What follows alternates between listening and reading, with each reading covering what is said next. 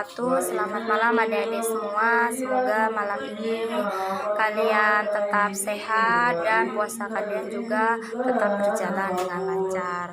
Nah, baik adik-adik, malam ini kakak akan mengajak kalian untuk belajar kembali.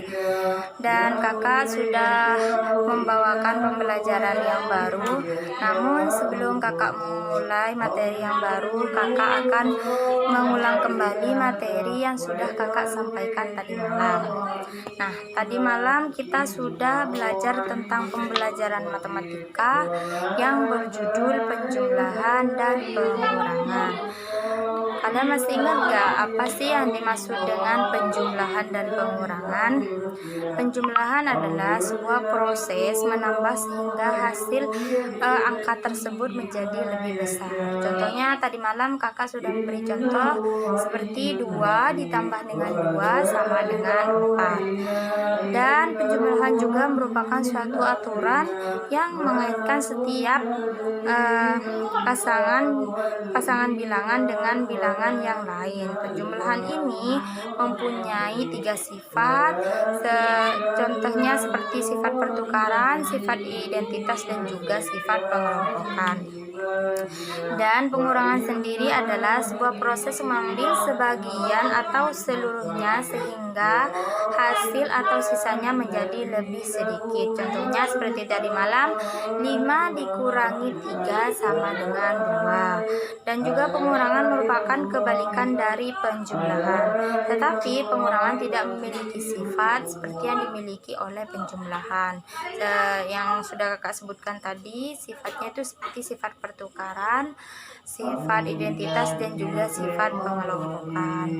Baik adik-adik, karena kakak sudah menjelaskan pembelajaran yang tadi malam, nah sekarang kakak akan memasuki pembelajaran yang baru, yaitu pembelajaran IPA, ilmu pengetahuan alam, yang berjudul macam-macam jenis hewan dan juga habitatnya.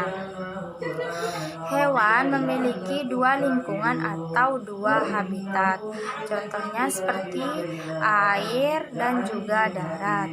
Nah, kalian tahu gak hewan apa saja yang dapat hidup di air?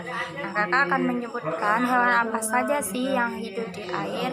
Hewan yang dapat hidup di air itu hewan yang memiliki insang, karena hewan yang memiliki insang hanya dapat bertahan atau dapat hidup di dalam air saja. Contohnya seperti ikan pari, ikan lumba-lumba, dan juga ikan hiu. Dan contoh hewan yang hidup di darat yaitu seperti elang, domba, dan juga cicak. Elang, domba, dan juga cicak memiliki paru-paru yang dapat bernafas di darat saja dan tidak dapat bernafas di dalam air. Baik, di sini kakak akan menjelaskan satu persatu penjelasan dari hewan-hewan yang sudah kakak sebutkan tadi. Di belakang kakak sudah ada hewan lumba-lumba. Nah, hewan lumba-lumba adalah hewan mamalia cerdas yang memiliki sistem alamiah pada tubuhnya sangat kompleks dan lucu, sehingga banyak sekali orang yang menyukai hewan ini, dan tidak jarang juga yang menciptakan teknologi karena terinspirasi dari tubuh lumba-lumba. Salah satu contoh adalah kulit lumba-lumba yang dapat memperkecil gesekan dengan air sehingga lumba-lumba bisa berenang dengan minimalisir hambatan air. Nah, di sini juga ada contoh ikan pari. Ternyata ikan pari ini mempunyai ikatan dengan ikan hiu. Bedanya, ikan pari memiliki tubuh yang rata serta tidak memiliki tulang. Siripnya mirip seperti sayap yang dibentangkan lebar. Apalagi saat mereka bergerak atau pergi dari satu tempat ke tempat yang lain, maka akan terlihat seperti layangan terbang yang meliuk-liuk. Ikan pari memiliki ekor yang sangat panjang. Bahkan ada beberapa ikan pari ini yang memiliki duri beracun dan mematikan. Fungsi dari duri beracun yang dimiliki yaitu untuk melawan dan mempertahankan diri saat terganggu oleh siapapun, dan juga digunakan untuk menyengat target santapannya. Dan di sini juga ada ikan hiu. Hiu adalah jenis hewan yang hidup di air laut dengan kerangka tulang rawan yang lengkap dengan bentuk tubuh yang meramping. Ikan hiu memiliki reputasi sebagai hewan buas yang bergerak, yang berbentuk garang dan mengerikan. Karena itulah hiu ini dijuluki juga sebagai predator laut. Selain itu, ikan hiu memiliki sensor penciuman yang sangat tajam, sehingga hiu bisa mendeteksi atau mengendus keberadaan bau darah dalam air dengan jarak beberapa mil. Nah, kakak barusan sudah menjelaskan tentang hewan yang hidup di air. Nah, sekarang kakak akan menjelaskan tentang hewan yang hidup di darat. Di sini sudah ada cicak.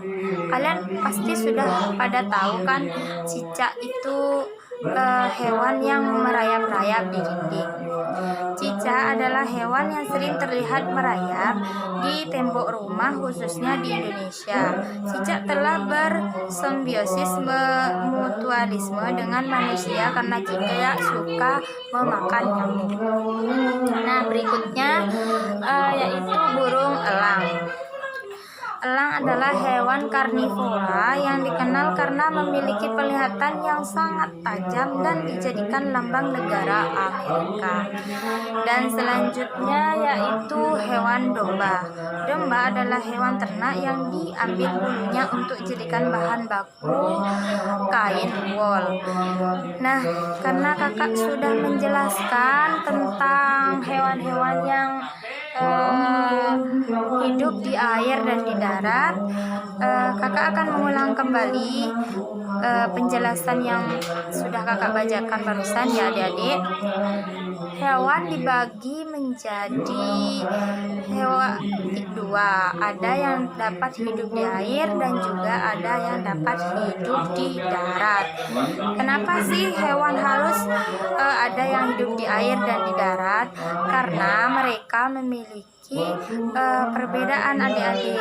Hewan yang hidup di air adalah hewan yang memiliki insang yang hanya dapat hidup dan bernafas di dalam air saja.